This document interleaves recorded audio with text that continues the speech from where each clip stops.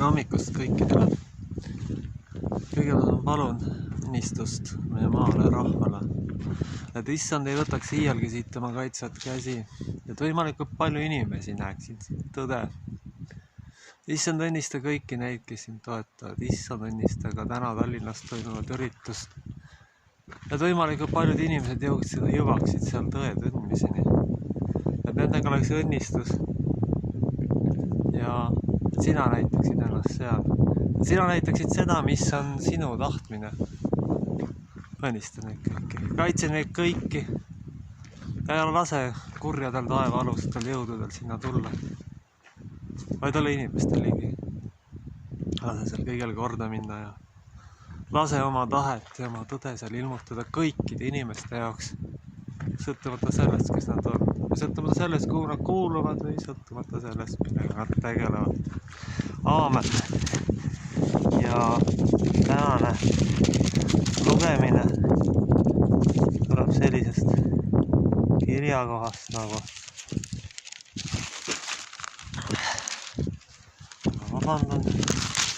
nagu Taanieli raamatu 5. peatükist ja teemaks on meil salapärane kiri seinal. Kuningas Belsasassar tegi suure peo oma 1000 suurnikule ja jõi veini selle 1000 ees. Veini mõjul käskis Belsasassar tuua kuld ja hõberiistad, mida tema isa Nebukadnessar ja Jeruusalemma templisse oli toonud, et kuningas ja tema suurnikud, tema naised ja liignaised saaksid neist juua. Siis toodi need kuldriistad, mis olid toodud templist, Jumala kojast Jeruusalemmast ja kuningas ning tema suurnikud, tema naised ja liignaised jõid neist. Nad jõid veini, ülistasid kuld, hõbe, vask, raudpuu ja kivijumalaid. Sellel samal ilmusid inimkäe sõrmed tunnil ja kirjutasid kuninga palee lubatud seinale jambiale kohale ja kuningas nägi kirjutavat kätt. Siis kahvatas kuninga näojume ja ta mõtted kohutasid teda, ta jõude liigesed lõdisesid ja põlled pekslesid teineteise vastu. Kuningas hüüdis valjusti, et oodaks nõiad kalde ja nõiad ja tähetargad. Kuningas hakkas rääkima, ütles Paabeli tarkadele, kes iganes kirja suudab lugeda, seletab mulle selle tähenduses ja riietatakse purpurisse. Temale pannakse kuldke kaela ja ta saab 3. valitsejaks riigis. Sest olid kõik targad, aga need ei osanud kirja lugeda ega seletast osavaks teha. Siis kohkus kuningas Belsasassar väga ja ta näojume kahvatasid ja suurnikud sattusid segadusse. Aamen. Tegelikult see lugu, mida ma rääkisin, lõpeb ühe kuningriigi hävinguga. See lõpeb ühe kuningriigi hävinguga, aga milles siis oli asi? Asi oli tegelikult väga lihtne.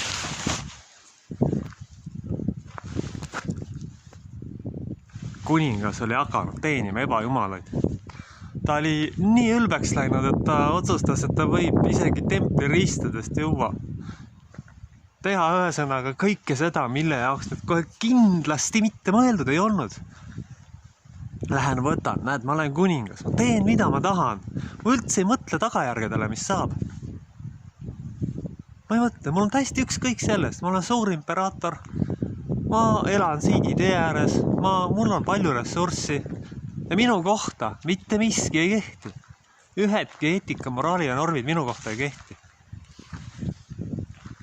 Tegelikult tahtsin ma selle kaudu jõuda hoopis perekonnast rääkimiseks.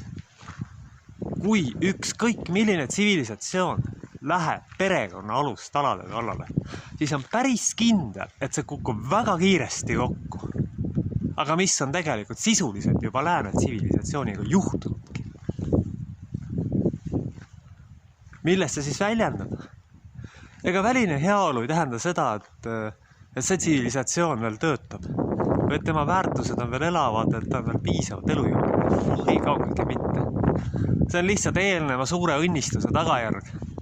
Ja nii, kui see sealt ära kaotada, nii kui hävitada perekondlikud põhiväärtused, on mõne põlvkonna küsimus, kui see rahvas ja tsivilisatsioon tegelikult lihtsalt kaob. Praegu toimub on tegelikult selle viimane etapp, mis siis on õnnestunud juba ära kaotada. rollid on nihkesse suudetud lüüa.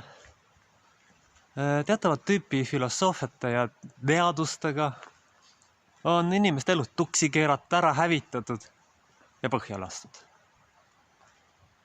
See on ilmselge ja selles pole mitte mingit kahtlust, et sellega on täiesti teadlikult tegeletud. Aga need õnnetud, kes seda teadlikult tegelevad ja need ei tea, mille nad tegelikult lõpuks välja päästavad. Päästavad välja saatana enda. Ja nüüd on probleem selles, et nad on teinud seda ülemaailmselt. Nüüd on probleem selles, et see on lahti lastud ja see on tegelikult hakanud elama oma elu ja hakanud juhtima kahjuks ka paljude inimeste elu. Kurjus ise. Kurjus ise on see, mis on hävitama hakanud. Et kõik normaalsus maailmast minema pühkida, et kõik inimsuhted ära hävitada, on teatud kitsalt oma huvidele mõtlevad isikud selle lahti päästnud ja läinud perekonna kallale. Kõik normaalsus on tõesti kuulutatud ebanormaalsuseks. Rollis inimesed, oma talente jagavad isikud, päris teadusega tegelevad isikud. Kõik perekondlikud põhiväärtused on sisuliselt lääne tsivilisatsioonis armutud ja jõhkralt põhja lastud ja nendele irvitatakse. Propageeritakse selliseid asju, mis on täpselt selle vastu ja kuulutatakse need normaalsuseks. Praegu on selles mõttes viimane etapp, et kõik lähisuhted kuulutatakse ebanormaalsuseks. Kõik lähisuhted. Lihtsalt päästetakse lahti üks haigus, et hävitada sisulised viimased perekonnariismed. See on tegelikult kogu praegu toimuva kunstlikult esile kutsutud kriisi mõte. Ja sellega võimalikult paljudest inimesest lahti lihtsalt saada. Julmalt, jõhkrat ja täiesti armutut. Selles on praegu küsimus. Ja issanda tahtmine ei ole kindlasti see, et võimalikult palju inimesi hukka saaks. Ei, seda kindlasti ka mitte. Sellepärast, et issanda tahtmine on see, et võimalikult palju inimesi pääseks. Jah, armuaeg on tõesti kindlasti möödas. Aga veel on võimalik valida. Mingil määral veel on võimalik valida. Kuigi see muutub tegelikult, kui nüüd päris tõtt rääkida, iga päevaga järjest raskemaks. Ja nagu ma olen ka korduvalt öelnud, et ega see valikute aeg võib päeva pealt lõppeda. Me tegelikult ei tea, mida need meetmed lõpuks siin, mis nüüd jällegi järjekordselt hakatakse kehtestama tulevad, mida see lõpuks kaasada. Me ei tea, kuhu suundub ülejäänud maailm. Õigemini me ei tea täpselt, mis on selle lõpuks selle asja tagajärjed meie kõikide jaoks. Me ei tea ka seda, et kaua see kriis kestab. Aga ühes pole mitte mingisugust kahtlust. Apokalüptiline periood on väga jõuliselt pihta hakanud. Ja on selge see, et vanaelu ei pöördu mitte kunagi tagasi. Nüüd on küsimus selles, et kuidas inimesed sellest pääsevad või mis lahendused neil üldse on. Sellepärast, et on esiteks juba perekond on korralikud varemeteks tehtud lääne tsivilisatsioonis. Perekond on korralikult põhja lastud ja nüüd üritatakse kindlasti selle agenda realiseerijate poolt seda teha kindlasti üle maailma. Kuulutada kõik haiged ebanormaalsed väärtused normaalsuseks ja hakata karistama inimesi normaalsusest. Perekonna eest, lähisuhete eest. Näidata noortele, et lähisuhted on ohtlikud ja haigeks tegevad. Näidata neile, et tavaline kristlik konservatiivne perekond on ohtlik, teeb haigeks ja selleks kutsuda välja meditsiiniline, vaktsiiniline kriis, teha seda kunstlikud, jõhred ja armutud ja represseerides julmalt tegelikult üle maailma kõiki neid inimesi, kes ei taha sellega kaasa minna. Isegi vajadusel nende inimeste vastu vägivalda kasutades. See on üle maailm kurjuse teenrite plaan maailma allutada oma kuratlikule agendale, mis tegelikult hävitaks kogu tsivilisatsiooni. Ja ongi tegelikult väga oluline, et inimesed mingil viisil, ühel või teisel viisil sellele ikkagi vastu astuksid ja näitaksid, et see neile mitte ei meeldi. Igaüks teeb seda oma talentide põhiselt, kes sõnaga, kes millegi muuga, aga tähtis on see, et seda tehakse ja sellest märku antakse. Iseasi on muidugi see, et kui palju see seda peatab, aga kindlasti mingil määral ta seda teeb. Aga ilmselge on see, et ega kurjuse teenerid oma plaane ei jäta. Selles pole mitte mingisugust kahtlust. See on absoluutselt kohe kindel. Ja nad ei vali vahendeid tegelikult oma tahte teostamiseks. Aga kõige kindlam viis, nagu ma ütlesin, tsivilisatsiooni hävitamiseks on minna perekonna kallale. Ükskõik mil viisil. Nüüd on jah mindud tegelikult selle kriisiga, mis on kunstlikult tegelikult esile kutsutud lähisuhete hävitamise kallale, kõikide normaalsete suhtlusviiside äravõtmisele. Või kui seda teha lastaksegi, siis ainult tee kummardus saatana ees. Ja kuidas inimesed sellest lõpuks välja tulevad, kui kogu ühiskond lukku keeratakse? See on selline küsimus, mis tulebki ära lahendada. Kuidas siis välja tulla? Kui kõik suhtlemisviisid võetakse ära, kus sa ei saa enam kuskil käia sisuliselt ja oma talenti üldse enam jagada, kui seda mürgisüsti sees ei ole. Et siis tuleb välja mõelda see, kuidas see siis ära neutraliseerida. Või kuidas sellest kõrvale hoiduda. Või kui tõesti enam mingi valemiga ei ole enam võimalik, et sa ukseski enam välja ei saa. Ja mida siis peale hakata? Ja see ongi tähtis see, kuidas asi ära neutraliseerida tegelikult.